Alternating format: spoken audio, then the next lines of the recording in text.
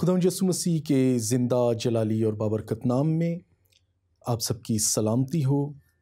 आज प्रोग्राम ईमान का सफ़र में आपका मेहमान पास्टर आसिफ एम सादिक आपके सामने हाजिर है और कुछ किसी मजबूरी की बिना पर अभी तक हमारे प्रोग्राम के host reverend doctor Robinson Oscar साहब हमारे दरमियान अभी तक नहीं पहुँचे। वो किसी भी लम्हा यहाँ आया चाहते हैं। जो ही वो यहाँ हमारे दरमियान होंगे तो ये प्रोग्राम उनकी मेज़बानी के ज़ेरे निगरानी आप तक बाकायदा पहुंचता रहेगा। तब तक चूँकि हमारा प्रोग्राम का बाकायदा वक्त था जिससे हम लेट नहीं हो सकते थे, तो मैं आपका मेहमान आज इस प्रोग्राम में आपके साथ शामिल हूं। इससे पहले कि आज के प्रोग्राम को हम शुरू करें, मैं खुदाए ज़ुलजलाल के बाबरकत नाम से दुआ के साथ इसको शुरू करना चाहूँगा। हम आँखें बंद करेंगे और खुदा के हजूर अपने आप को मुल्तजी के तौर पर पेश करेंगे।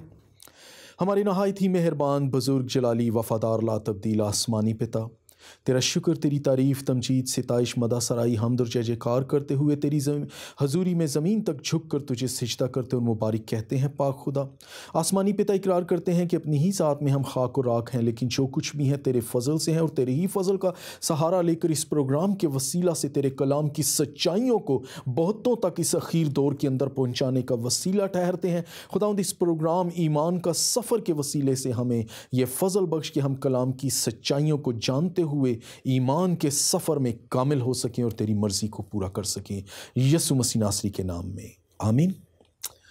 नाज़रीन, हम गुज़श्ता कुछ सीरीज़ में खुदावंद यीशु मसीह के ताल्लुक़ से बयान कर रहे हैं कि खुदावंद यीशु मसीह जो खुदा की ज़ात का अकनूम, खुदा का बेटा, मुनज्जी कुल जहान है, और उसमें हमने खुदावंद यीशु मसीह को खुदा के बेटे के तौर पर देखा और बाइबल में से, खुदा के ज़िंदा कलाम में से, इल्हामी कलाम में से, जो खुदा के मुंह का कलमा है, उसमें से इस सच्चाई पर मोहर को साबित किया कि यीशु मसीह खुदा की ज़ात का अकनूम और उसकी ज़ात का नक्श और परतो है।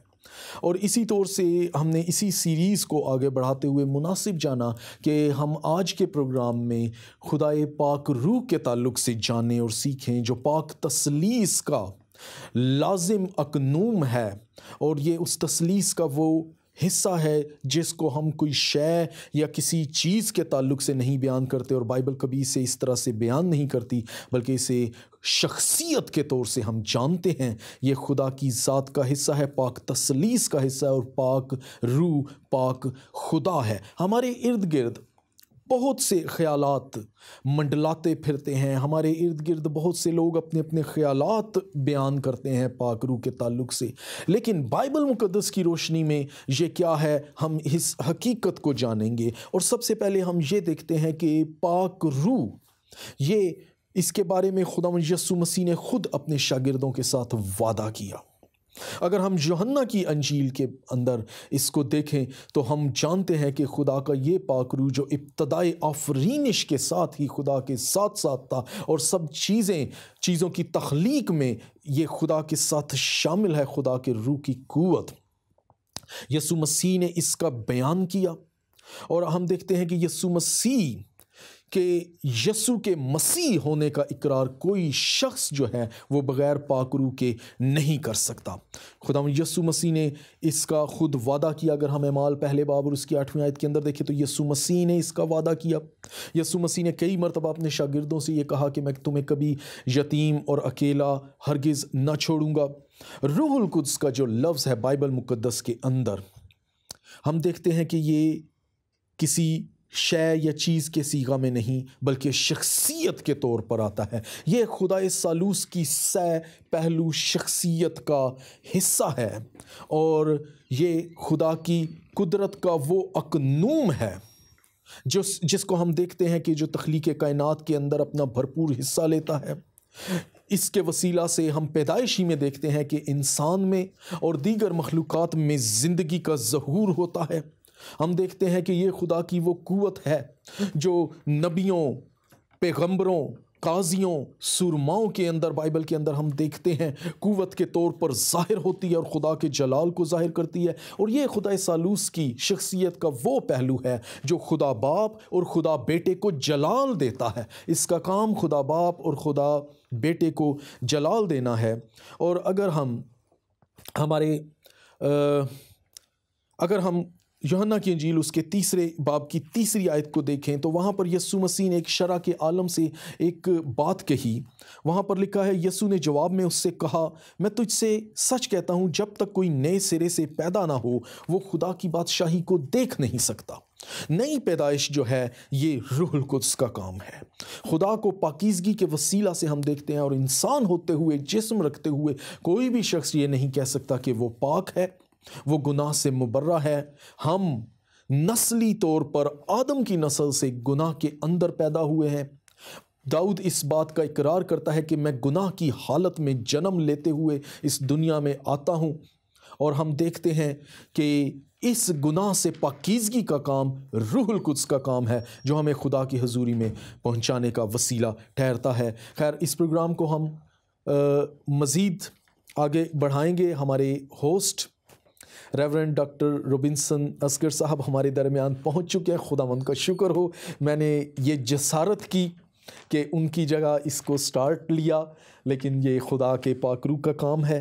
तो हम अपने होस्ट, ये मुझे अजीब सा लग रहा है कि होस्ट मुझे वेलकम कहें, यहाँ मेहमान होस्ट को वेलकम कह रहे हैं। डॉक्टर साहब, आप कैसे हैं? आप भी वेलकम आपने किया सारे सामीन को, और मुझे भी आपने वेलकम किया, सो आपके लिए हम शुक्रगुज़ार हैं।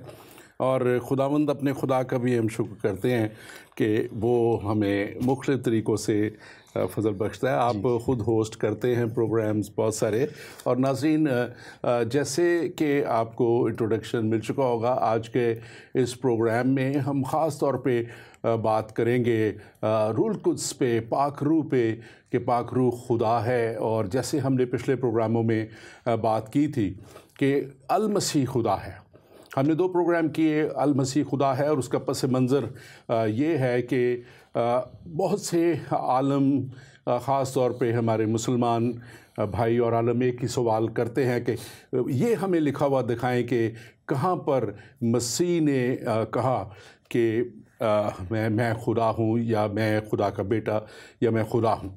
और इसी से हमने जो है इस गुफ्तगू को शुरू किया था। और हम ख़ास तौर पे ईमान के सफ़र के प्रोग्राम में ये बात आपके हुजूर में रखना चाहते हैं कि कलाम की सच्चाइयाँ क्या हैं, और कलाम हमें क्या समझाता है, कलाम हमें क्या बताता है, और कैसे खुदा का कलाम जो है वही असल हमारी बुनियाद है, असल बुनियाद है हमारे सारे इस खुदा की कलाम के लिए। और हमारे साथ आज जब आए हैं रेवरेंड डॉक्टर आसिफ सादिक साहब, तो आसिफ, आप थोड़ा सा पस मंज़र में जाते हुए, यीशु मसीह ने कहा कि मैं ही अव्वल हूँ, मैं ही आखिर हूँ, मैं ही इब्तिदा हूँ, मैं ही इंतहा हूँ। तो आप इस ताल्लुक़ से थोड़ा सा बताइएगा कि अल मसीह कैसे खुदा हैं, और फिर हम इससे आगे चलेंगे।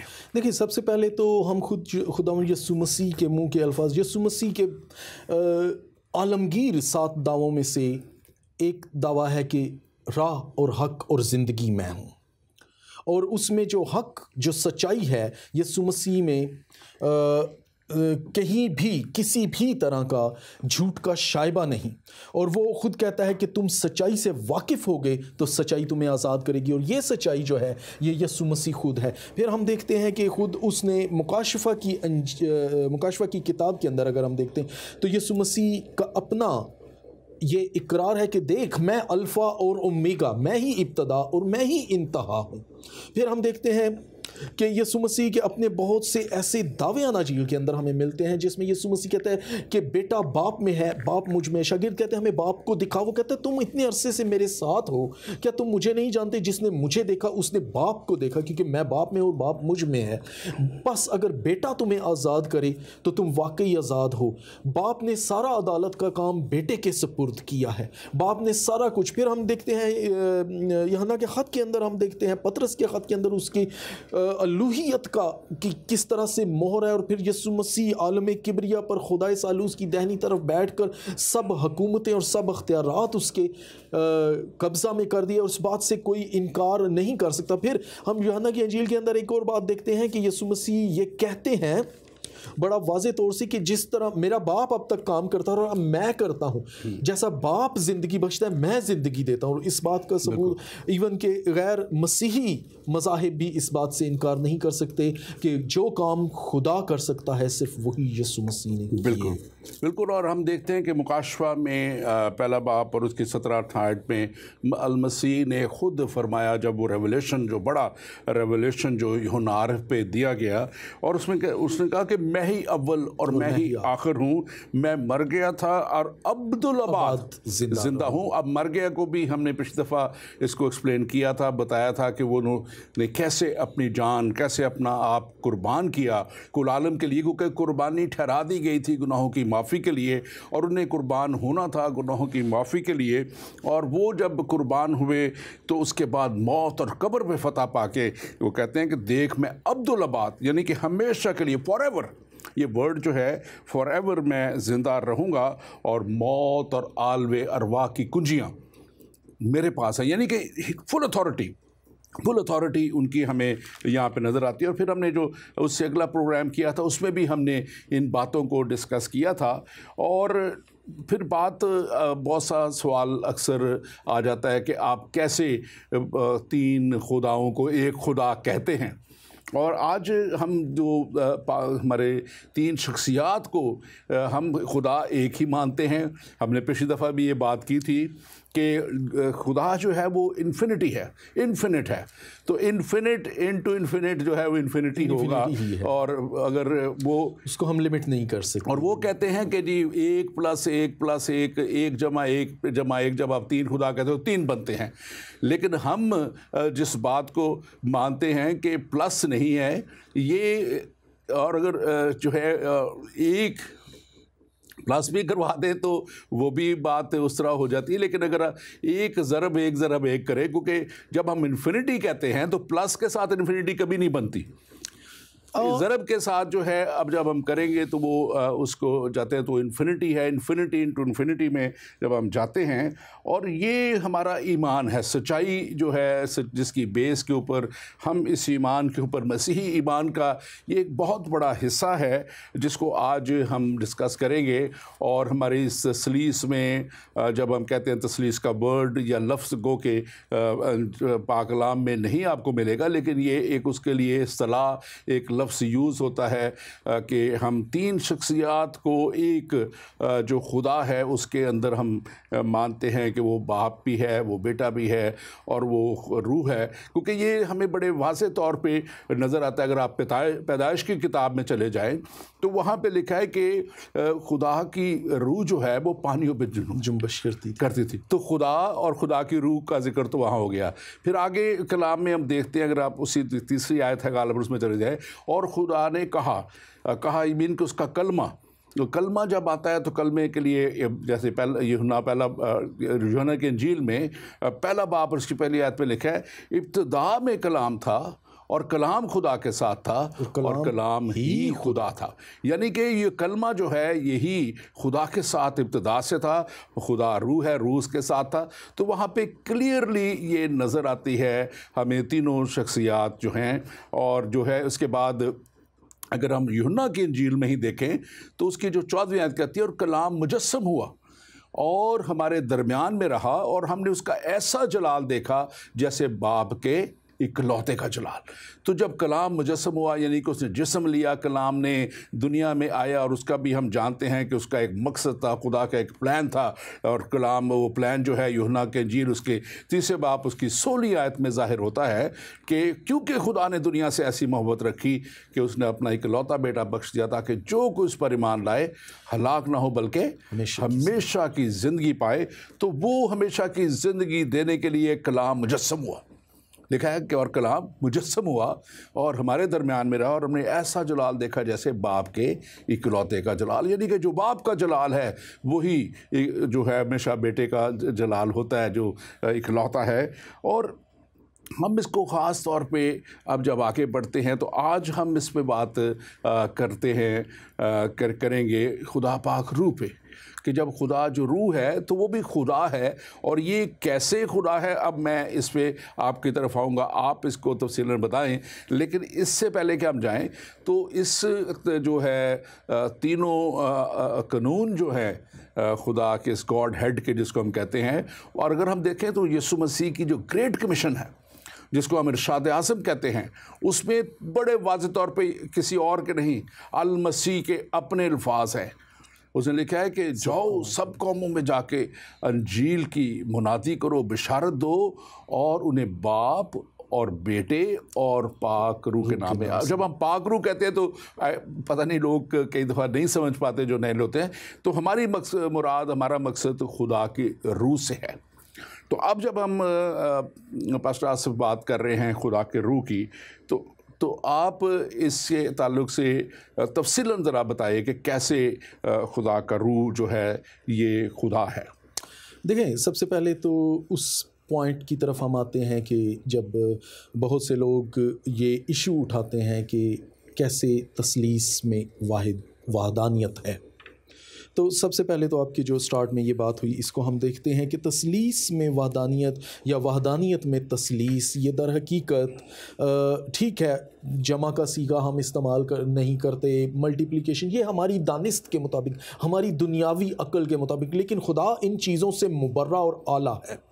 अगर हम इसी फार्मूला को एक इंसान के अंदर देखते हैं, वो रूह, बदन और जान का मरकब है। अब ये नहीं कह सकते कि वो तीन एक इंसान में तीन चीज़ें पाई जाती हैं, वो एक है। इसी तौर से हम पानी के ख़ास को देखते हैं कि वो एक ही पानी है, वही उसका फार्मूला है जो हाइड्रोजन पर ऑक्साइड है, लेकिन वो हमें ठोस की हालत में भी मिलता है, माया की हालत में भी मिलता है, और लिक्विड हालत में भी मिलता है। पानी भी है, बर्फ़ भी है, और बुखारात की सूरत में भी है। और फिर खुदा का कलाम कहता है कि जैसे पानी ज़मीन पर बरसता और ज़मीन को सैराब करता है, आसमान से बरसता, ये हम फजल के दौर में रहते हैं। ये खुदा के अकनूम की वो कुव्वत है जो इंसानों को भरती है और फजल के साथ जारी रहती है। हम यूहन्ना की इंजील के अंदर देखते हैं, यीशु मसीह ने सुखार के कुआं पर एक औरत से कहा कि अगर तू ये जानती, खुदा की बख्शिश जानती, और ये भी जानती कि जो तुझसे पानी मांगता है तो तू उससे मांगते, और वो तुझे ज़िंदगी का पानी देता, और तेरे अंदर से वो पानी जो मैं उसे दूंगा उसके अंदर नदियाँ बन जाएगा, चश्मे बन जाएगा। ये रूहुल कुद्स की मामूरी और हजूरी और बहाव का जिक्र है। रूहुल कुद्स खुदा की ज़ात का वो हिस्सा है जो काम करता है। हम देखते हैं, जैसे आपने हवाला दिया यूहन्ना की इंजील पहले बाब में से, कि इब्तदा में कलाम था, कलाम खुदा के साथ था। अगर हम इब्तदा ही में जाएं तो पैदाइश के अंदर हम जाते हैं, देखते हैं कि इब्तदा में खुदा ने ज़मीन और आसमान को पैदा किया, और वहाँ ये खुदा ने अपने लिए लफ्ज़ हम का इस्तेमाल किया। हम इंसान को अपनी सूरत और अपनी शबीह पर बनाते हैं, और खुदा ने कलाम किया। अब बहुत से लोग, बहुत से मज़ाहिब में अक्सर हमें बचपन में बताया जाता था जी खुदा नूर है। मैं इस चीज़ को डिनाई करता हूँ। ठीक है, खुदा नूर है, उसमें नूर बसता है, लेकिन खुदा कलाम है, खुदा आवाज़ है। अगर आप पैदाइशी में देखें तो जब खुदा ने कायनात की तख्लीक की तो नूर तो पहले से था। लिखा है कि उसने रोशनी और तारीकी को जुदा किया। नूर सूरज या चांद या सितारों के पैदा होने से नहीं आया, रोशनी पहले से मौजूद थी, लेकिन उस रोशनी को जुदा करने के लिए क्या चीज़ इस्तेमाल हुई? वो था कलाम, उसके मुंह का कलमा। ये रूहुल कुद्स है, तख्लीक कार। थोड़ा सा आप जारी रखिएगा, इसको देखें।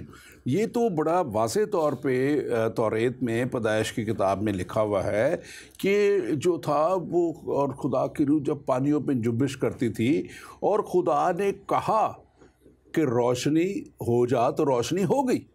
तो ये तो रोशनी तो खुद खुदा की तख्लीक है, लेकिन उनको तशबीहन इसलिए कहा जाता है कि वो एक पाक ज़ात है, और वो एक शफाफियत, जब नूरानी चीज़, शफाफियत जब नज़र आती है तो वो इस रेफरेंस से किया जाता है। मैं इसलिए चाह रहा था कि थोड़ा सा इसको इस अंदाज में क्लियर करें। आप जारी रखें। हाँ जी। तारीकी जहालत है, नूर, रोशनी, इल्म, जानना, किसी चीज़ का जाना। अब रूहुल कुद्स जो है वो खुदा की ज़ात का हिस्सा किस तरह से है? अब इसके लिए इब्रानी में जो लफ्ज़ हम देखते हैं वो रुआक है, या अगर कंप्लीट इसको लफ्ज़ देखें तो रुआक हकदेश, ये इब्रानी ज़ुबान में इसका लफ्ज़ इस्तेमाल हुआ, और इसका मतलब है कि तसल्ली देने वाला, कंफर्टर या हेल्पर। और इसी लफ्ज़ को यीशु मसीह ने इस्तेमाल किया खुदा की हजूरी के तौर पे, मैं तुम्हें यतीम और अकेला हरगिज़ ना छोड़ूंगा, मैं दूसरा मददगार भेजूंगा। पाक रूह खुदा और बेटे का मज़हर है, उसको जाहिर करता है, खुदा बाप और खुदा बेटे को जलाल देता है। और पाक रूह खुदा की वो खसूसियत और शख्सियत है जो किसी भी ईमानदार के अंदर यीशु मसीह की गवाही को कायम करता है। बग़ैर पाक रूह की हजूरी के कोई खुदावंद यीशु मसीह के मसीह होने का इकरार नहीं कर सकता। अगर हम यूहन्ना की इंजील उसके 15 बाब ही को पढ़ें तो हम देखते हैं कि रूह कुछ किस तौर से खुदा बाप और खुदा बेटे को जलाल देता है और खुदा की ज़ात का नक्श है। हम देखते हैं कि पाक रूह कैसे खुदा है। हम देखते हैं कि जब खुदा ने तख्लीक किया तो हम पैदाइशी में पहले बाब की दूसरी आयत में देखते हैं कि रूहुल कुद्स ने तख्लीक में हिस्सा लिया। खुदा की रूह, जैसे आपने अभी बताया, पानियों की सतह पर जुम्बश करती थी। अय्यूब 26 बाब के अंदर हम उसकी 13 आयत के अंदर भी देखते हैं कि खुदा की रूह ने सब कुछ तख्लीक किया। फिर हम देखते हैं कि खुदा की रूह ने ज़िंदगी का दम फूंका मखलूक़ात के अंदर और इंसान के अंदर। ये रूहुल कुद्स का काम है ज़िंदा करना।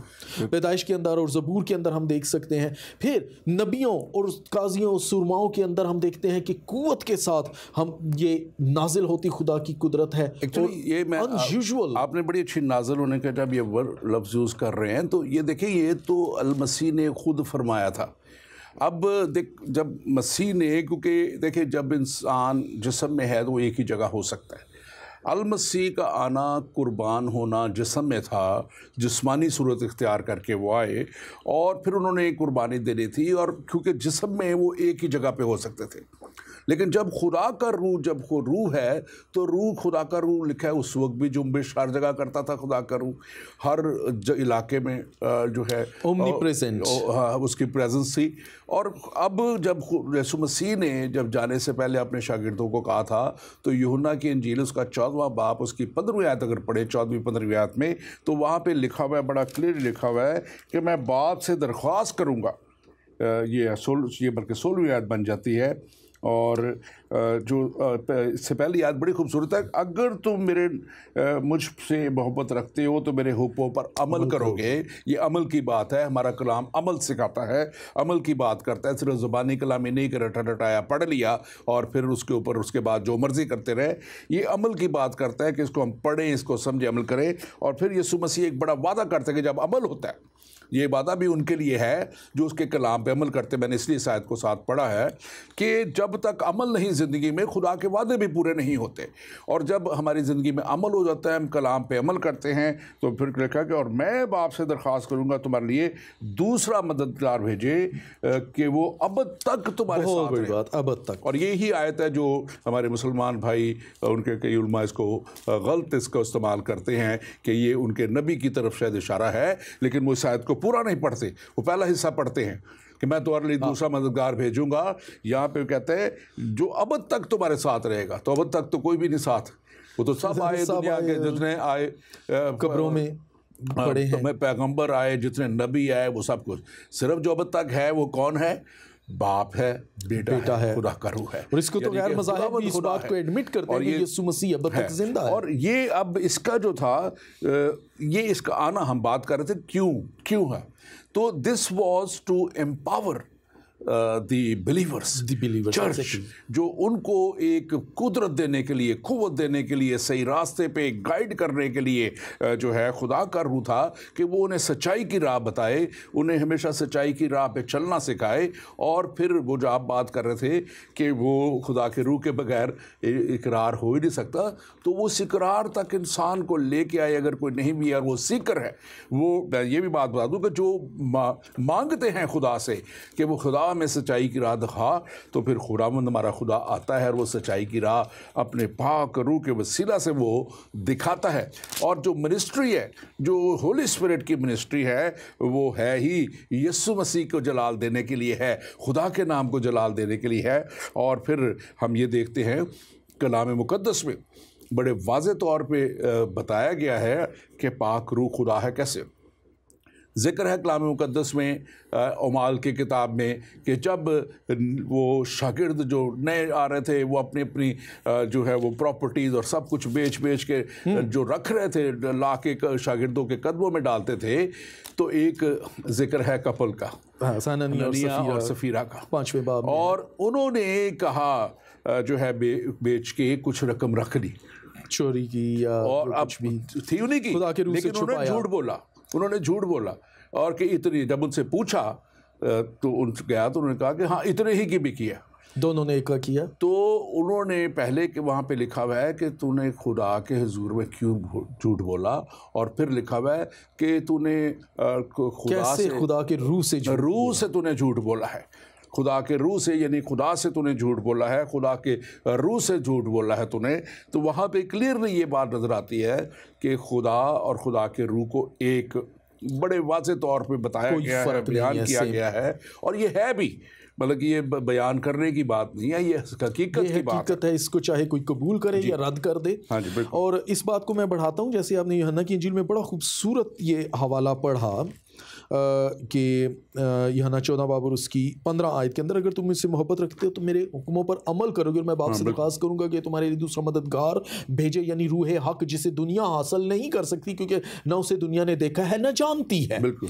इसी बात को आगे हिजकिय्याल में हम देखते हैं, उसके 36 बाब की 27 आयत के अंदर खुदा इस बात पर इवन के अहदे अतीक के अंदर, कदीम नबियों के अंदर यीशु मसीह के जिस्मानी तौर पर, गो कि यीशु मसीह का वजूद इस दुनिया में तख्लीक कायनात से कबल, क्योंकि वो अज़ल से है, वो खुद ये बात गवाही देता है मुकाशफा के अंदर कि मैं इब्तदा और इंतहा हूँ, तो भी जिस्मानी तौर पर उसके ज़हूर हमारी खातिर इस आखिर ज़माना में ज़हूर से सैकड़ों साल कबल नबूवतों के अंदर भी यही बात दोहराई गई और इस बात पर मोहर की गई। लिखा है, और मैं अपनी रूह तुम्हारे बातन में डालूंगा, और ये खुदा नबी के वसीला से कह रहा है, और खुदा के रूह के वसीला से ये नबूवत हो रही है, और मैं अपनी रूह तुम्हारे बातिन में डालूंगा और तुमसे अपने आइन की पैरवी कराऊंगा और तुम मेरे अहकाम पर अमल करोगे और उनको बचा लाओगे और उनको पूरा करोगे। अब ये जो रूहुल कुद्स के ताल्लुक से बहुत से मज़ाहिब के या फ़िरक़ों के डिफरेंट व्यूज़ हैं। कुछ लोग इसको खुदा के पाक रूह को एक तहरीक समझते हैं, कई मर्तबा लोग इसे महज एक कानून या शरीयत समझते हैं, और बहुत से लोग, एक दफ़ा ये रिसेंटली तकरीबन 3 साल पहले की बात है, आज से 2016 या 17 के शुरू की बात है, एक मेरा दोस्त, वो अल्जेरियन है, वो मुस्लिम है, वो मेरे साथ रूहुल कुद्स के ताल्लुक से बहस कर रहा था, और उसने मुझे कहा कि रूहुल कुद्स जिब्राइल फरिश्ता है, और मैं बड़ा शौक में गया। फिर मैंने उसको 1-2 हवाले खुदा के कलाम में से बताए कि मैंने कहा देखो, फर्स्ट ऑफ ऑल रूहुल कुद्स जो है वो खुदा की वो कुदरत है जो तख्लीक करती है, और खुदा के रूह को रंजीदा करना, इसके कॉन्सिक्वेंसेस हम देखते हैं कि खुदा के रूह को रंजीदा करने के कॉन्सिक्वेंसेस तूफ़ान नूह की सूरत में कैसे सामने आए, जब खुदा ने खुद कहा कि मेरी रूह इंसान के साथ हरगिज़ मज़ाहमत ना करती रहेगी, हर लम्हा नहीं उसको समझाती। फिर हम यहाँ हननिया सफ़ीरा की मिसाल में देखते हैं। फिर सबसे बड़ी बात यह कि मैंने कहा कि दुनिया की कोई भी ऐसी किताब मजहबी, इवन ज्यूइश में, आप ये प्रूव नहीं कर सकते कि फरिश्ता इंसान के अंदर रहता है। कलाम ये बयान करता है कि रूहुल कुद्स नाजिल करूंगा और तुम्हारे अंदर होगा और तुम्हारे साथ रहेगा, और जैसे अभी हम यूहन्ना की इंजील उसके 14 बाब के अंदर आपने जो हवाला पढ़ा उसमें भी कि वो अब तक तुम्हारे साथ रहेगा, वो तुम्हारे अंदर होगा, और फरिश्ते इंसान के अंदर नहीं रह सकते। नहीं, वो अगर देखें, उसकी दूसरी बात इसमें ख़ास बहुत बड़ी है कि कलाम मुक़द्दस में ही अगर हम देखें तो लूका के इंजील में यीशु मसीह ने जब अपनी खिदमत का आगाज़ किया है, और लूका 4 बाब 18 देखें तो उन्होंने शुरू ही यहाँ से किया कि खुदा का रूह मुझ, और ये कदीम की नबूवत, और ये नबूवत भी थी, और फिर उन्होंने इसको कहा कि खुदावंद का रूह मुझ पर है, यानी कि वो रूह जो खुदा का रूह है वो यीशु मसीह पे है।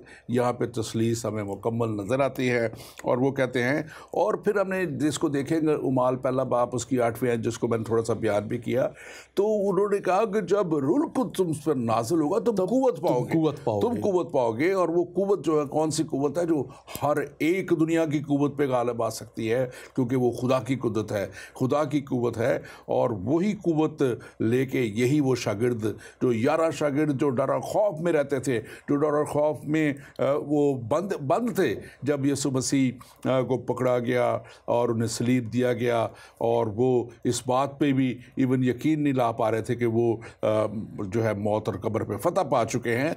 तो ये उस हालत में से निकल पड़े हैं जब उनको पाक रूह, खुदा का रूह मिल गया, वो कुव्वत मिल गई है, और उन्होंने पूरी दुनिया का वो 11 और फिर उनके बाद जो 70 उनके साथ थे, और फिर वो 120 की जमात थी, और वो पूरी दुनिया में ये सबसे बड़ा नाम लेने वाली जो लोग हैं वो मसीहत है। और इसके खिलाफ कोई दुनिया का ऐसा मज़हब नहीं है जिसके खिलाफ इतनी मुनज़्ज़म तौर पे जो है मुहिमें चलाई गई हों, कॉन्स्पिरेसीज़ की गई हों। और मैं अगले दिनों में एक प्रोग्राम करूँगा कैसे कैसे नए नए अंदाज में मसीहानिक तालीमों को ला के उसको एक नबी प्रूव करने के लिए जो है ये जूस ने पहले भी बड़े हरबे इस्तेमाल किए, और अब भी वो जूस इस्तेमाल कर रहे हैं, और दूसरी दुनिया की कौमें भी कर रही हैं। और वो एक मुनज़्ज़म अंदाज में वो कहते तो हैं कि हम मानते हैं, लेकिन वो उसी की जड़ें काटने पे लगे हुए हैं।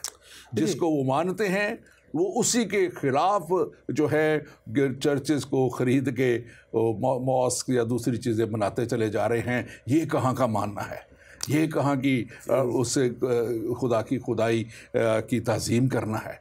देखिए, ये तो कलाम यीशु मसीह के खुद अपने अल्फाज हैं कि जो हमेशा की ज़िंदगी में दाखिल होते हैं वो थोड़े हैं, लेकिन इसके बावजूद चूँकि खुदा का कलाम सच्चाई है और सच्चाई को कोई दबा नहीं सकता। चाहे हम देखते हैं सदियों से सबसे ज़्यादा परसिक्यूटेड अगर कोई रिलीजन है दुनिया के अंदर तो वो क्रिश्चियनिटी है, जिसको हज़ारों सालों से परसिक्यूट, इवन रोमन एम्पायर के टाइम से इनको परसिक्यूट किया। आज भी बहुत सी जगहों पे इवन मुस्लिम कंट्रीज़ के अंदर इनको परसिक्यूट किया जाता है, हिंदू कंट्रीज़ के अंदर इनको परसिक्यूट किया, इवन के बहुत से यूरोपियन कंट्रीज़ के अंदर ये मोस्ट परसिक्यूटेड रिलीजन है। इसके बावजूद ये सच्चाई छुप नहीं सकती, क्योंकि उसने कहा कि खुदा का रूह, मेरा बाप का रूह तुम पर नाजिल होगा और तुम कुव्वत पाओगे और दुनिया की इंतहा तक मेरे गवाह होगे, और ये गवाही कायम है, और ये रूह कुछ दुनिया की हर जगह पर है। अब हम देखते हैं कि पाक रूह के लिए जो लफ्ज़ बाइबल के अंदर सिर्फ नए अहदनामे के अंदर खुदा के पाक रूह को 100 से ज़ायद मरतबा इस्तेमाल किया गया, और जहाँ भी हम देखते हैं रूहुल कुद्स के बारे में जहाँ भी ये लफ्ज़ इस्तेमाल हुआ है वहीं पर फतह है।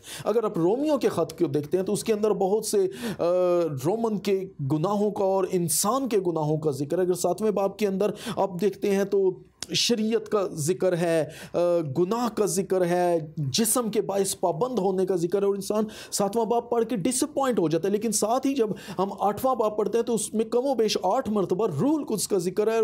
उसकी इब्तदा ही रूहुल कुद्स के साथ होती है कि ज़िंदगी का रूह तुम में आया, और फिर यह जितने मसीह में हैं उन पर सज़ा को। यहाँ पर इस खुदा के कलाम को या रूह को जितना दबाएंगे ये सच्चाई है, ये छुप नहीं सकेगी, ये हमेशा सच्चाई कायम होती है। फिर हम देखते हैं कि ओमनीपोटेंट इसको लफ्ज़ इस्तेमाल किया है बाइबल के, इसका मतलब है ऑल पावरफुल। और आज की कलीसिया को अगर उसके अंदर रूहुल कुद्स नहीं है तो वो पावरलेस है, क्योंकि यीशु मसीह ने इब्लीस का बरमला तमाशा बनाया। यीशु मसीह का जब हम इकरार करते हैं उसकी मौत, कब्र पर फतह, जी उठने और आसमान पर जाने, तो उस ईमान में कायम रहने के लिए फिर हमें इब्लीस से मुकाबला करने के लिए रूहुल कुद्स की ज़रूरत होती है। और रूहुल कुद्स ये नहीं कि खुदा नाप कर या तोल कर, क्योंकि वो खुदा है, खुद खुदा है, और वो ओमनी प्रेजेंट भी उसके लिए इस्तेमाल हुआ है लफ्ज़। और ओमनी प्रेजेंट का मतलब है कि हर जगह पर हाजिर। हम देखते हैं ज़बूर 139 में दाऊद कहता है कि खुदाया मैं तेरी रूह से बचकर कहाँ जाऊँ। What does it means? क्योंकि वो ईमानदार है, उसके अंदर खुदा का रूह है, और खुदा का रूह जब हम गुनाह करते हैं तो हमें तहरीक देता है, हमारे अंदर एक गुनाह की एहसास से नदामत, एहसास से शर्मिंदगी या गुनाह का एहसास जो पैदा करना है वो रूहुल कुद्स का काम है। आप चाहे जब वो कहता है कि मैं तेरी रूह से बचकर कहाँ जाऊँ, इट मीन्स कि अगर एक इंसान गुनाह करता है और उसके अंदर रूह उसको उसकी सरजनिश कर रहा है, वो चाहे किसी दूर दराज जजीरे में भी चला जाए तो भी वो एहसास उसके साथ जाएगा, वो उससे आज़ादी हासिल नहीं कर सके। इट मीन्स कि रूहुल कुद्स आप दुनिया की इंतहा में भी जा बसे, आपके साथ साथ है। ये रूहुल कुद्स की कुदरत है जो हमारे ख्यालों को, हमारी सोचों को, हमारे दिलों और हमारी रूहों को परखता है। और अगर हम पहले करंथियों उसके दूसरे बाब की 10वीं आयत के अंदर पढ़ें तो ये बड़ा वाज़े लिखा भी हुआ है। अगर इसके अंदर लिखा है कि पहला करंथियों उसका दूसरा बाब और उसकी 10वीं आयत में पढ़ता हूँ। हाँ जी, आप पढ़े, इसको ज़रूर पढ़िए। हाँ जी। लेकिन हम पर खुदा ने उनको रूह के वसीला से जाहिर किया, क्योंकि रूह सब बातें बल्कि खुदा की तय की बातें भी दरियाफ्त कर लेता है, क्योंकि इंसानों में कौन किसी इंसान की बातें जानता है सिवा इंसान की अपनी रूह के जो उसमें है। इसी तरह खुदा के रूह के सिवा कोई खुदा की बातें नहीं जानता, मगर हमने न दुनिया की रूह बल्कि वो रूह पाया जो खुदा की तरफ से है, ताकि उन बातों को जाने जो खुदा ने हमको इनायत की है। तो हम इस तरह से देखते हैं कि रूह कुछ न सिर्फ हमारे ख्यालों और सोचों को बल्कि हमारे दिलों और रूहों को भी परखता है। यही वजह है कि ज़बूर 139 में दाऊद इस तजर्बे से गुजरता हुआ यह बयान करता है कि मैं तेरी रूह से कहाँ जाऊं बचकर, किधर भागूं, अगर मैं आसमान पर चढ़ जाऊं, जमीन की इंतहा में जा बसूं, जहां भी है पाताल में, तू हर जगह मौजूद है। ये खुदा के रूह की वो कुदरत है और ये खुदा की कुव्वत का सह पहलू वो शख्सियत है जिसका इनकार करना सबसे बड़ा गुनाह है। और इसके बारे में खुदा यीशु मसीह ने कहा कि इंसान को हर एक गुनाह माफ किया जाएगा, लेकिन जो गुनाह रूह के खिलाफ है, वाई क्यों खुदा ने इतनी बड़ी ये बात कही? इसलिए कि खुदा रूह खुदा की ज़ात का तीसरा अकनूम है और ये तीनों एक दूसरे को जलाल देते हैं, क्योंकि ये ट्राइएंगल एक ही है। हमारे साथ एक कॉलर है, फिर हम बात गुफ्तगू जारी रखेंगे। जी कौन और कहाँ से प्लीज़? जी बोलिए।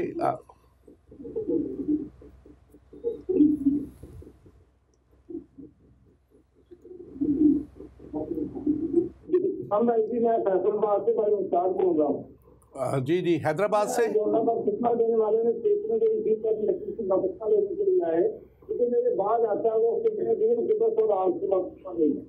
जी कुछ लोग आरती तकरीर करते हैं। फिर से कहें कि जो मेरे जी आप कह रहे हैं जी मुश्ताक साहब, आप कह रहे हैं कि यीशु मसीह ने यूहन्ना बपतिस्मा देने वाले ने कहा था कि जो मेरे बाद आता है मैं उसका जूती का तस्मा खोलने के लायक भी नहीं। यही बात आप कह रहे हैं?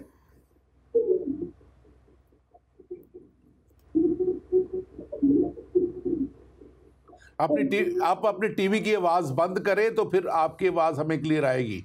आप अपनी टीवी की आवाज़ प्लीज़ बंद कीजिए। जी नहीं, मैं कह रहा हूँ कि उसने कहा था कि जो मेरे बाद आता है वो तुम्हें और आज से बपतिस्मा देगा। हाँ जी बिल्कुल ये यूहन्ना बपतिस्मा देने वाले ने कहा था यीशु मसीह के ताल्लुक से। और देखें इसको, अगर आप इसके डीप सेंस में जाएं तो लिखा हुआ है कि वो तुम्हें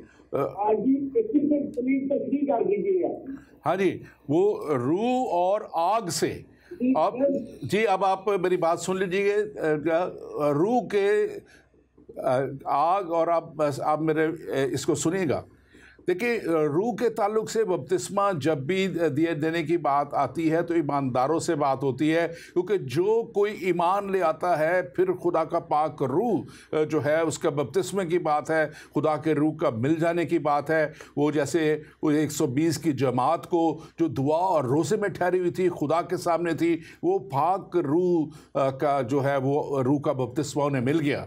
जब भी ये बात आई है रूह और आग के बपतिस्मा की, तो आग का बपतिस्मा जो है वो अदालत को जाहिर करता है, और वो खुदा की अदालत को जो आग और गंधक की झील में डाला जाना है। रूह का बपतिस्मा यीशु मसीह के जब अल्फाज अगर आप देखें तो निकोदिमस जब वो आया था मसीह के पास, वो भी एक आलम था, शरा का आलम था, नेक बंदा था, रोज़े रखता था, सब कुछ था। लेकिन यीशु मसीह ने जब उसे कहा कि तुझे नए सिरे से पैदा होना ज़रूर है, तो वहाँ पे लिखा है, अगर आप देखें उसको, यूहन्ना की इंजील उसका 3रा बाब और उसकी 3री आयत में लिखा हुआ है, यीशु मसीह ने जवाब में उससे कहा कि मैं तुझसे सच कहता हूँ कि जब तक कोई नए सिरे से पैदा ना हो, आसमान खुदा की बादशाही में को देख नहीं सकता।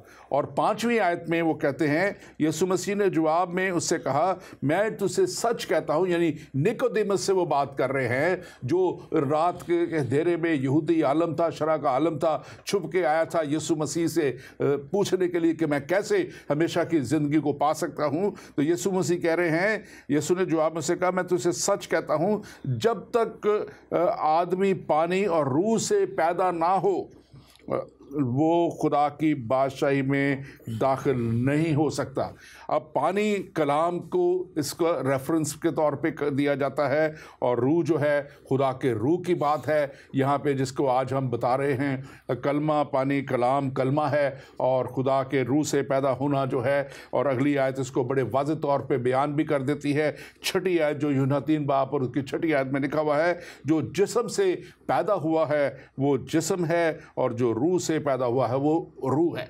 यानी कि जिस्म की पैदाइश दुनिया की पैदाइश की बात है, और रूह से पैदा होना खुदा के रूह से पैदा होना या खुदा में पैदा हो जाना है। बस आप इसके ताल्लुक से जी बिल्कुल, मैं इसी बात को आगे बढ़ाऊंगा। मैं आपके इसी क्लैरिफिकेशन की तायीद करूंगा कि ये बहुत जगहों पर ये गलतुल आम सही समझा जाता है उसके ग्रामर की रूह से, कि एक ऐसी गलती जो बहुत से लोग इसको सही समझते हैं, तो फिर आहिस्ता आहिस्ता सारा मुआशरा ही उसके पीछे ये एक भेड़ चाल होती है।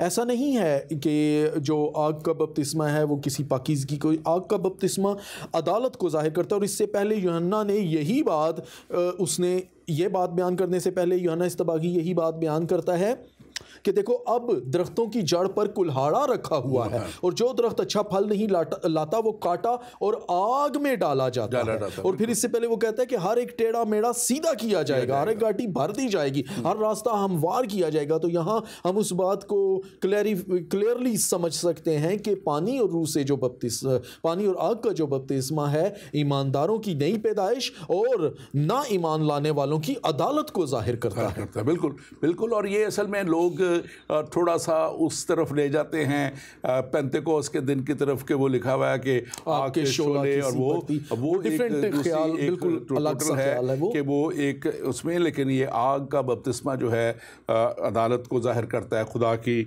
और जो नहीं मानेगा वो उस अदालत में दिखाएगा। हम बात कर रहे हैं खुदा के पाक रूह की, हम बात कर रहे हैं खुदा का पाक रूह, तीसरा कानून उस खुदा की ज़ात में जो है उसको, जिसको हम कहते हैं कि वो खुदा का रूह है, और वो वाज़ेह तौर पे कलाम मुक़द्दस में नज़र आता है।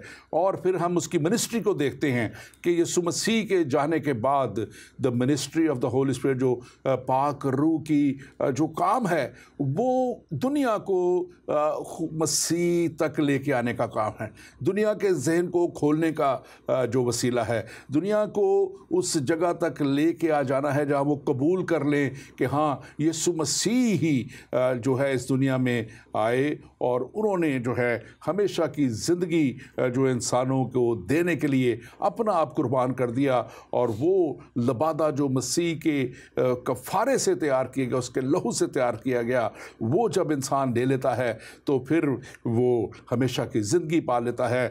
और खुदा के रूह का काम जो था, होली स्पिरिट पाक रूह का काम जो है, वो एम्पावर करना, कुव्वत देना, ताकत देना, इब्लीस के ख़िलाफ़ मुअस्सर जंग करने के लिए, इब्लीस के ख़िलाफ़ इब्लीस के सारे कलों को मस्मार करने के लिए पाक रूह के ज़ोर में जब आगे बढ़ते हैं हम, जब पाक रूह आ जाता है तो पाक रूह का वो ज़ोर इंसान को मिल जाता है, वो कुव्वत मिल जाती है। पाक रूह का ज़ोर यानी खुदा का दिया हुआ ज़ोर, खुदा की दी हुई कुदरत। और जब खुदा की दी हुई कुदरत जो है वो जब आ जाती है तो वो इंसान को उस रास्ते पे ले जाती है। और ये फिर पाक रूह ही है जो कन्विक्ट भी करता है। अगर कोई नहीं मानता तो लिखा है कि अदालत के दिन भी खुदा का रूह जो है वो मुजरिम ठहराएगा। हाँ जी, आप बिल्कुल, ये इसी बात का बिल्कुल आगे वजाहत मज़ीद एक्सप्लेनेशन है कि खुदा के पाक रूह का काम कलीसिया को, चर्च को एम्पावर करना और सेंक्टिफिकेशन का तजर्बा जो है, पाकीज़गी का तजर्बा, उसको बढ़ाना है। जब तक पाक रूह नहीं, कोई खुदावंद के मसीह होने का इकरार नहीं कर सकता। और जब पाक रूह आ जाता है, देखें पुराने अहदनामे में यीशु मसीह से कबल शरीयत पर अमल करना रास्तबाज ठहरने की निशानी थी, लेकिन यीशु मसीह के आने के बाद खुदा का फजल हम पर ज़ाहिर होता है। अब हम खुदा के फजल से, पाक रूह के वसीला से फजल पाते हैं। इसका यह मतलब नहीं कि हम शरीयत पर अमल ना करें, बल्कि पाक रूह फिर हमें कायल करता है, हमारे अंदर वो औसाफ, वो खूबियाँ, वो फल और वो नेमतें भरता है ईमानदारों के अंदर, जिसका हम बाइबल के अंदर, ग्रंथियों के अंदर भी देखते हैं कि पाक रूह के फल और पाक रूह की नेमतें, जिसके वसीला से फिर हम शरीयत को और वाज़े तरीके से जानते हैं और उसके हुक्मों पर अमल करते हैं। क्योंकि शरीयत कल तक यही कहती थी कि तू जिना ना करना, लेकिन शरीयत के बाद फजल का दौर ये कहता है कि तू जिना के बारे में सोचना भी नहीं, क्योंकि सोच से गुनाह जन्म लेता है और सोच जो है वो उसका पहला स्टेप होती है। यानी सोच का मतलब है कि अगर वो आपकी दस्तरस में होता तो आप कर बैठते, सिर्फ सोच की हद तक महदूद इसलिए रहा कि दस्तरस से बाहर। तो इस तरह से रूहुल कुद्स का काम जो है वो आपको मज़ीद शरीयत के बारे में क्लैरिफिकेशन देना, कलीसिया की सैंक्टिफिकेशन करना, ईमानदारों को पाकीज़गी की तरफ ले जाना, उनके अंदर फल और नेमतें पैदा करना, ताकि हम उस पाकीज़गी को हासिल करके खुदा के लायक हो सकें, जिसके बगैर कोई खुदा को नहीं देखेगा। पाक रूह का काम यीशु मसीह की गवाही के लिए हमें तैयार करना है। बिल्कुल, और ये मैं समझता हूँ कि नहायत ही ज़रूरी है। आज मैं अब ख़ास तौर पे इस पे बात करना चाहता हूँ। हमारे पास हम दूसरे आखिरत के लम्हों की तरफ, आखिरी मिनटों के बढ़ रहे हैं।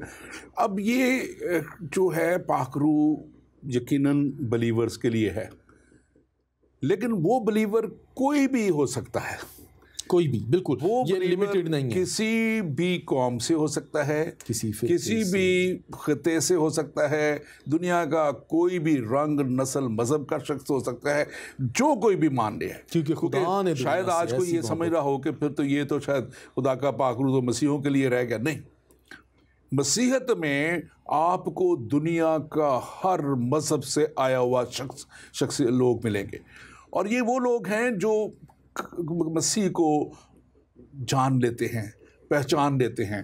मैं बहुत अच्छी तरह बहुत से लोगों को जानता हूं कि जिन्होंने जानना चाहा, तहकीक करने लगे, और तहकीक में उन्होंने मसीह को पा लिया। मैं एक मिसाल, मुझे वो अभी याद आ रही है। मुझे याद है कि वो शख्स आर्मी का ऑफिसर था, और जब 97 का हमने वो शफाया इज्तिमा हीलिंग क्रूसेड रावलपिंडी में करवाया, तो वो एक शख्स मेजर था और उसकी ड्यूटी लगी थी रिपोर्टिंग करने के लिए।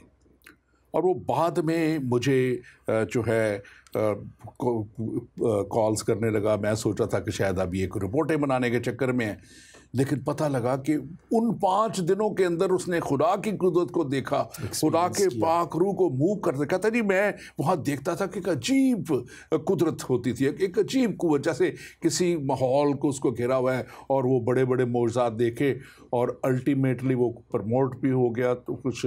लेकिन वो कहता जी मैं इस मुल्क में रह के आज़ादी से मैं नहीं कर सकता। और वो उसकी फैमिली, क्योंकि बच्चे उसके बड़े थे, 20-20 साल की एज के 3 बच्चे थे इस एज ग्रुप में, तो वो फिर वो क्योंकि उनके लिए मुश्किल था, और कहने लगा कि मैंने तहिया कर लिया है और मैं जा रहा हूँ। मैं मुल्क का नाम नहीं बताता, वो वहाँ पर चला गया और इस मुल्क में नहीं आया। वो कहने लगा कि यहाँ हमारे काफ़ी अजीज़ हैं, और वो कहता मैं एक दूसरे मुल्क में जा रहा हूँ, और मैं मसीह की खातिर, क्योंकि मैंने उसकी कुदरत को देख लिया है और मैंने उसको करीब से देख लिया है। वो एक तहकीक क्या करते, वो रिपोर्ट बनाते बनाते वो मसीहत को जान गया। मैं जानता हूँ, मैंने पिछली दफ़ा भी जिक्र किया था कि बड़े बड़े उलमा जो हैं वो मसीह की तहकीक करते हुए बदल गए। प्रोफेसर तक, अल अज़हर यूनिवर्सिटी के प्रोफेसर तक जो है वो मसीह की ऊपर तहकीक करते करते सच्चाई तक पहुँच गए, कलाम और के ख़िलाफ़ सबूत इकट्ठे करते करते इस कलाम में ही उन्हें सच्चाई मिल गई और इस कलाम ने उनको बदल दिया। और ये रूहुल कुद्स का काम है।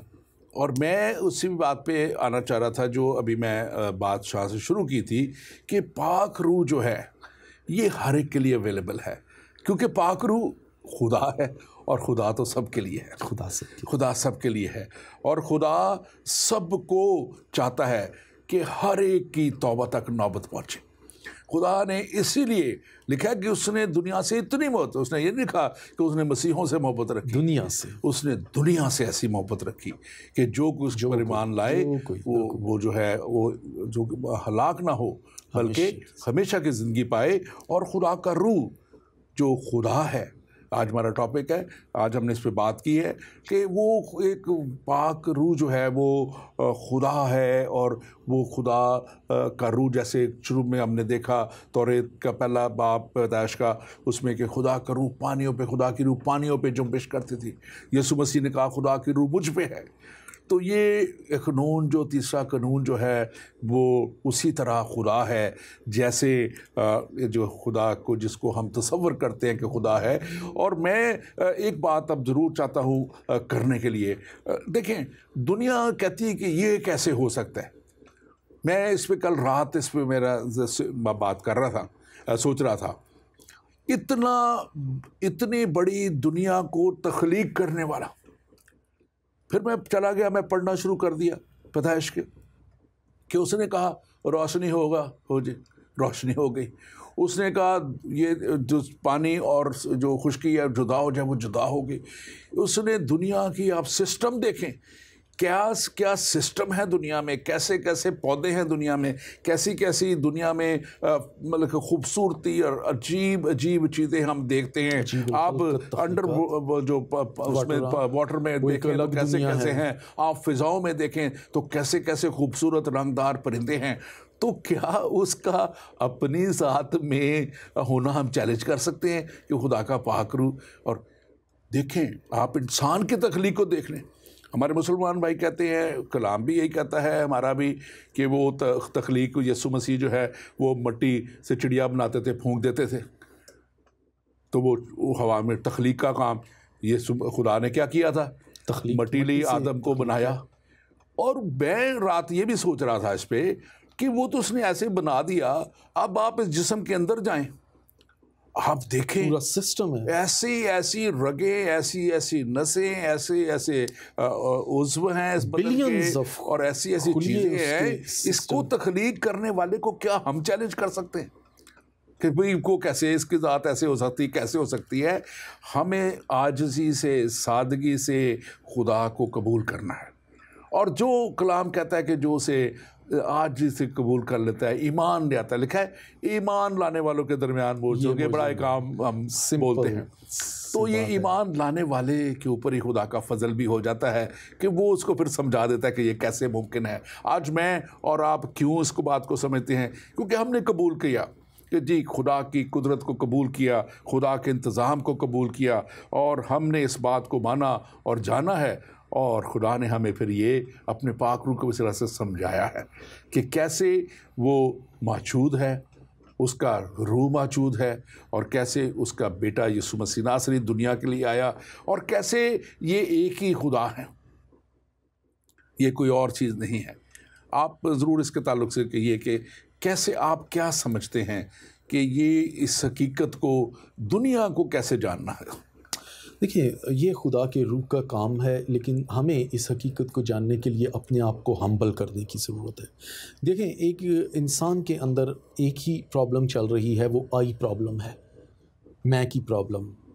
जैसे अबलीस की गिरावट का बायस आई प्रॉब्लम थी, वो कहता था I will exalt my self, मैं ये कर दूंगा, मैं इतना बड़ा हो जाऊंगा। आज इंसान बहुत मरतबा खुदा की इस सादा सी सच्चाई को, बिल्कुल सिंपल सी सच्चाई है कि ईमान लाना।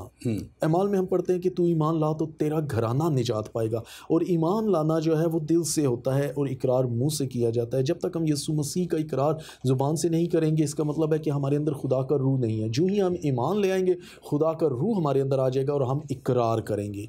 आखिर में मैं एक छोटी सी बात यही कहना चाहूँगा कि जिस तरह से हम कलाम को सुनते हैं और हमारे अंदर एक एहसास पैदा होता है, अब भी बहुत से लोगों के अंदर ये एहसास पैदा, लेकिन उनके अंदर एक बहुत बड़ा शायद कोई रुकावट है और वो उस एहसास को, उस इकरार को रोक रहे हैं। कलाम ये कहता है कि अगर आज उसकी आवाज़ सुनो तो अपने दिलों को सख्त ना करो। जब हम अपने दिलों को सख्त करते हैं तो फिर हम उस बरकत से, उस फजल से, उस रहम और उस तरस से महरूम हो जाते हैं। खुदा का रूह अगर हम ईमान लाएं तो हम उसकी तख्लीक को, जैसे आपने बड़े खूबसूरत तरीके से, इससे ज़्यादा वजाहत हम कर नहीं सकते। ये हमारा पर्सनल एक्सपीरियंस है खुदा के साथ, जब हम इस बात को समझ जाएं। लेकिन बहुत सी चीज़ें, ज़हनी सोच, दुनियावी इल्म और इदराक हमें रोकता है। लेकिन दुनिया का इल्म और दुनिया का फ़हम और दुनिया की ताकत, हिकमत जो है, हमें खुदा के उस गहरे भेद तक को जानने में मदद नहीं दे सकती जो खुदा का फ़ज़ल। खुदा के फ़ज़ल के नीचे अगर हम हलीमी फ़रोतनी से आएँ, खुदी का इनकार करके, तो फिर हम इस भेद को जान सकेंगे कि खुदा पाकरू, खुदा बाप, खुदा बेटा और खुदा पाकरू एक हैं। वो वही तसलीस, वही इब्तदा से काम करता है। ये उसकी वो कुदरत है कि बाप तख्लीक करता है, उसका कलाम उसके वसीला से तख्लीक होता है और उसका रूहुल कुद्स काम करता है, अमल करता है। वो ओमनीपोटेंट है, हर जगह उसका रूहुल कुद्स काम कर रहा है। इस वक्त, जब तक वक्त है, अपने आप को उसके सामने पेश करें। ऐसा वक्त आएगा जब उसका रूह उठा लिया जाएगा तब। और देखें पास्टर आसिफ, इसमें जो बात एक आयत मैंने पढ़ी थी, और यूहन्ना 3 बाब और उसकी 6ठी आयत बड़े वाज़े तौर पे, और वही इंसान को बता सकती है, समझा सकती है। जो जिस्म से पैदा हुआ है, जिस्म है वो जिस्म की बातें ही सोचता है, वो जिस्म की बातें करता है। और मैं अक्सर जब बात करता हूँ अपने दोस्तों से, जो मेरे एयरफोर्स के सारे साथी हैं दूसरे, और या दूसरे दोस्त हैं सारे मेरे मुसलमान भाई, वो सबसे पहले वो कहते हैं कि यार तूने भी शादी नहीं की, दूसरी वाइफ की डेथ को 6 साल हो गए तेरे। वो जिस्म की बात ही सोचते हैं। और मैं यकीन करें कि मुझे कभी भी, शायद किसी मेरे मसीही बहन भाई ने कहा होगा दूसरी शादी की, लेकिन वो जो इसीलिए वो लिखा कि जो रूह से पैदा हुआ, जो वो रूह के बारे में सोचता है, वो रूह की बातें सोचता है, वो रूह बन जाता है उसके अंदर। रूह क्योंकि आ जाती है तो वो उसके अंदर एक वो खूबी रूह की आ जाती है, कुदरत आ जाती है। तो खुदा का पाक रूह जो है, जैसे हमने आज बात की है, यकीनन यही वो कुव्वत है, यही वो कुदरत है जो हमें हमेशा की ज़िंदगी तक, और ये एक माकूफुल फितरत खुदा की तरफ से वो जो पावर है, जो इंसान को मिल जाती है, जो आपके ज़हन को भी खोल देती है, सोचों को भी बदल देती है। साउल बादशाह के बारे में आखिरी मिनट है, आप बिल्कुल आप इसको बयान कीजिए। साउल बादशाह के बारे में हम सैमुएल में देखते हैं कि जब सैमुएल नबी के पास साउल बादशाह, पहले वो आम है, जाता है, तो साउल कहता है कि जब खुदा का रूह तुझ पर नाजिल होगा तो तू बदल कर और ही शख्स हो जाएगा।